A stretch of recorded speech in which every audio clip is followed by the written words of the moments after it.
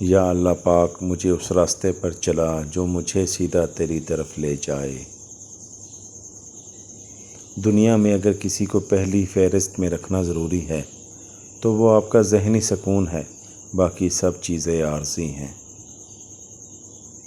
بار بار آنسو صاف کرنے کی بجائے اپنی زندگی سے اس کو ہی صاف کر دیں جو آپ کے آنسو کی وجہ بنتا ہے۔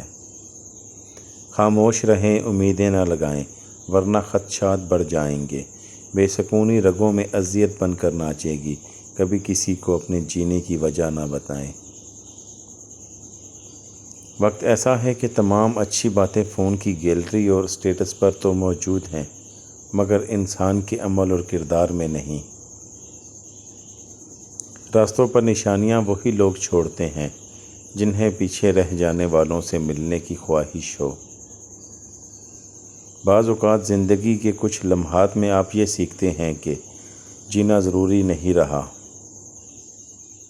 اگر اچھائی آپ کے اندر موجود ہے تو یقین کریں کسی کا حسین ساتھ کہیں نہ کہیں مل جایا کرتا ہے۔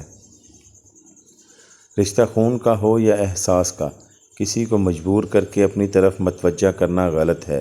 زندگی میں اپنے ساتھ رہنا سیکھیں۔ کسی کی میٹھی باتوں کا ہرگز مطلب یہ نہیں ہوتا کہ آپ اس کے لیے خاص ہیں۔ بعض اوقات کبوتر کو کھلانے کے لیے نہیں بلکہ اس کو پکڑنے کے لیے دانہ ڈالا جاتا ہے۔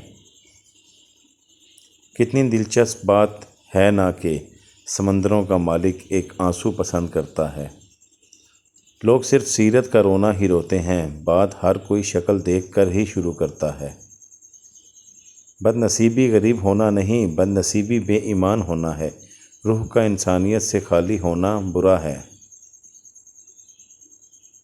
یا اللہ ہمارے دلوں کو اخلاص کے ساتھ دین کی طرف پھیر دے، آمین۔ یا اللہ ان دلوں کو سکون دے جنہیں تیرے علاوہ سننے والا کوئی نہیں۔ زبان تو سب رکھتے ہیں مگر کمال وہ کرتے ہیں جو اسے سنبھال کر رکھتے ہیں۔ زمانہ بھی عجیب ہے، ناکام لوگوں کا مذاق اڑاتا ہے اور کامیاب لوگوں سے جلتا ہے۔